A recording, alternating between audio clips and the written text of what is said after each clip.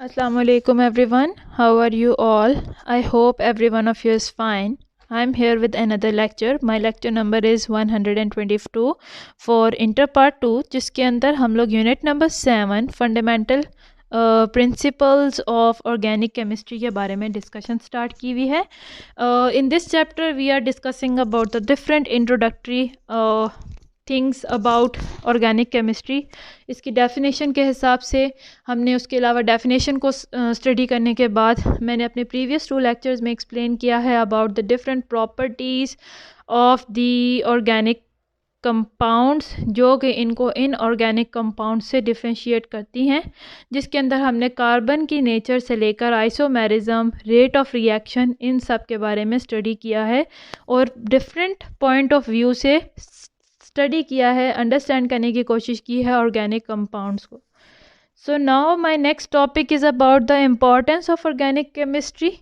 कि organic chemistry क्यों important है जब इसको एक सेपरेट ब्रांच दी गई है, इसके अंदर किस तरह के कंपाउंड्स हैं जो कि इस केमिस्ट्री को, इस ब्रांच को बहुत ज़्यादा इम्पॉर्टेंस देते हैं और क्यों इसको आपके सिलेबस में ऐड किया गया है, क्या इसकी खसूसियात हैं कि इसको स्पेशली कंसिडर किया जाता है, किस तरह के फ़ायदे हमें मिल सकते हैं.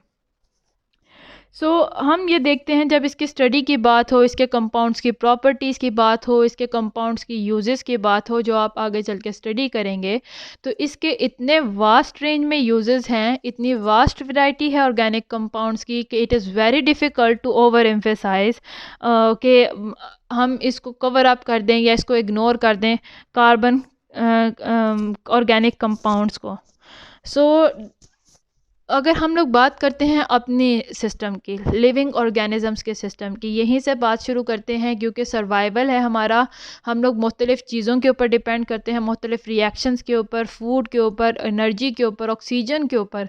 तो ये जो फूड हम खाते हैं, जो हम ऑब्टेन करते हैं थ्रू डिफरेंट सोर्सेज, जब इसको हम अपनी बॉडी के अंदर लेके जाते हैं, किस तरह से ये फूड जो है हमें एनर्जी प्रोवाइड करेगा, हमें किस तरह से एनर्जीज़ मिलती हैं, रेस्पिरेशन का प्रोसेस जो हमारी बॉडी के अंदर हो रहा है किस तरह से होगा, मेटाबॉलिज्म का जो ओवरऑल प्रोसेस होता है हमारी बॉडी में जिसमें कैटाबॉलिज्म और एनाबॉलिज्म इन्वॉल्व हैं, वो ओवरऑल रिएक्शन किस तरह से है, किस तरह हमारी बॉडी जो है वो एबल है इस चीज़ के, उसकी एबिलिटी क्या है कि वो एनर्जी को किस तरह से फूड से हासिल करती है, या फिर अगर एक्स्ट्रा एनर्जी है उसको बाकी वक्त के लिए, कमिंग टाइम के लिए किस तरह से स्टोर कर सकती है. So in all of these reactions, in all of these procedures that are taking place in our body, यहाँ पे ऑर्गेनिक कंपाउंड्स बहुत ज़्यादा इन्वॉल्व हैं.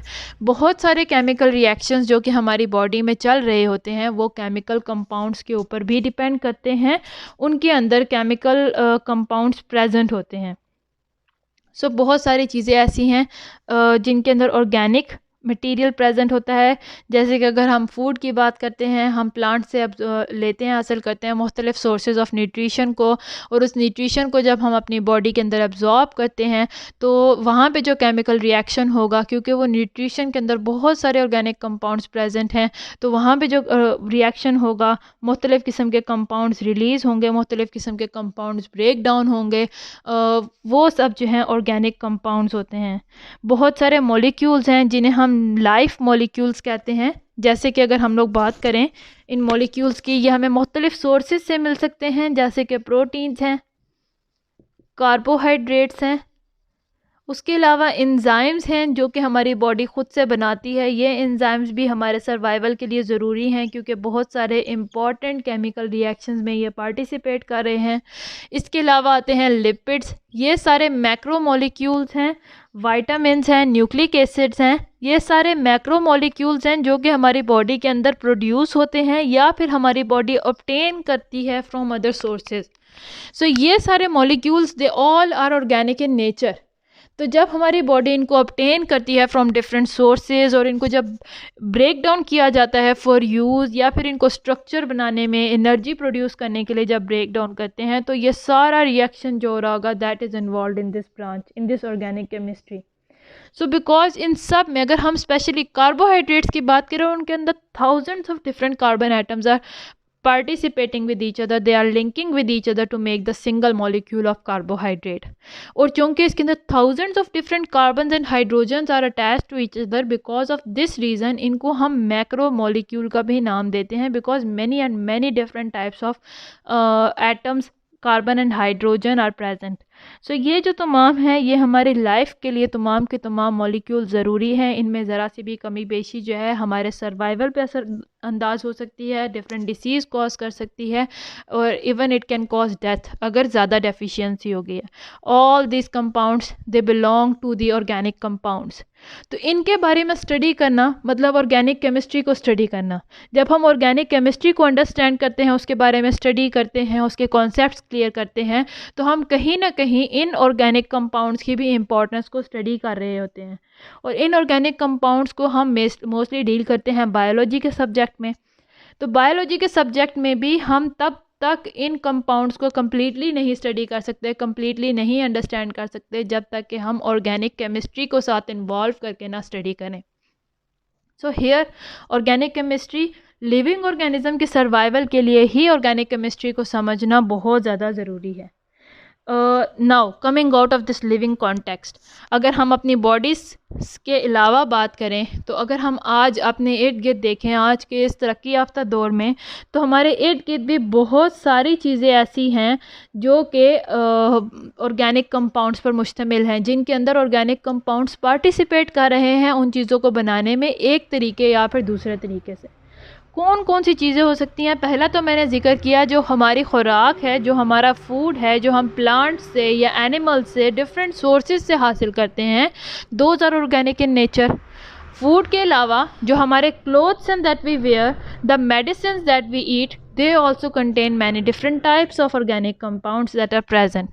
So इस तरह से ये जो organic chemistry है इसको स्टडी करना, organic compounds को स्टडी करना, ना सिर्फ लिविंग कॉन्टेक्स्ट के अंदर बल्कि नॉन लिविंग थिंग्स जो हम लोग अपनी बॉडीज़ के आउटसाइड देख रहे हैं हमारे यूज़ के लिए, हमारे सर्वाइवल के लिए बहुत ज़्यादा ज़रूरी हैं, उनमें भी ऑर्गेनिक केमिस्ट्री इन्वॉल्व है. जब हम मेडिसिन की बात करते हैं, मेडिसिन का इफ़ेक्ट देखते हैं डिफरेंट ऑर्गेनिज्म के ऊपर, पॉजिटिव या नेगेटिव, या इन मेडिसिन को जब प्रोड्यूस किया जाता है, ऑब्वियसली इसके अंदर ऑर्गेनिक केमिस्ट्री ऐसा ही साइंटिस्ट प्रोड्यूस कर सकता है, इसके इफेक्ट को स्टडी कर सकता है जो कि ऑर्गेनिक केमिस्ट्री के बारे में जानता हो, उसके बारे में इल्म रखता हो.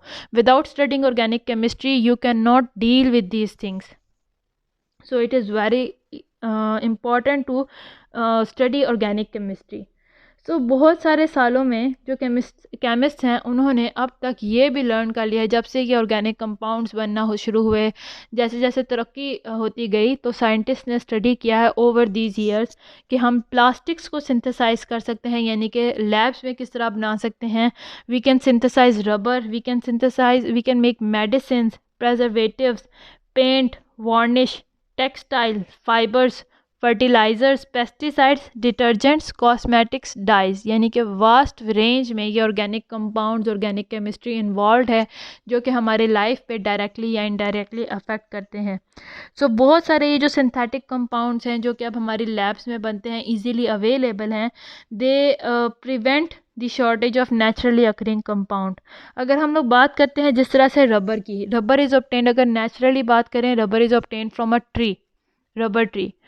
अगर सारे बंदे, दुनिया का हर इंसान जो है उस रबर ट्री के ऊपर डायरेक्टली डिपेंड करना स्टार्ट हो जाए, तो that will become, it will lead to the shortage of that tree. It will be finished from the surface of the earth, क्योंकि इतना ज़्यादा कट डाउन होगा, इतना ज़्यादा उसका यूज़ होगा. सो जब हम ऑर्गेनिक केमिस्ट्री की हेल्प से वही रबर को लैब्स के अंदर आर्टिफिशियली सिंथेसाइज करते हैं, तो इससे हमें अंदाज़ा होता है कि ऑर्गेनिक केमिस्ट्री कितना इम्पॉर्टेंट रोल प्ले कर रही है, कि इसकी वजह से, ऑर्गेनिक केमिस्ट्री को समझने की वजह से हम बहुत सारे मुख्तलिफ़ चीज़ों को अपनी लैब्स में प्रोड्यूस करने के काबिल हुए हैं. और अगर हम ये चीज़ें प्रोड्यूस ना कर पाते और हम डायरेक्टली नेचुरल सोर्सेज के ऊपर ही डिपेंड करते, तो वो नेचुरल सोर्सेज आज की इतनी पॉपुलेशन जितनी है उसके लिए सफिशेंट नहीं थे. It will lead to the extinction of different sources from the surface of earth. So यहाँ पे ऑर्गेनिक केमिस्ट्री एक इम्पॉर्टेंट रोल प्ले करती है, और ऑर्गेनिक सोर्सेज, ये जो नेचुरल सोर्सेज हैं ऑर्गेनिक कंपाउंड्स के, उनकी शॉर्टेज से प्रिवेंट करती है. So this was all my lecture about today.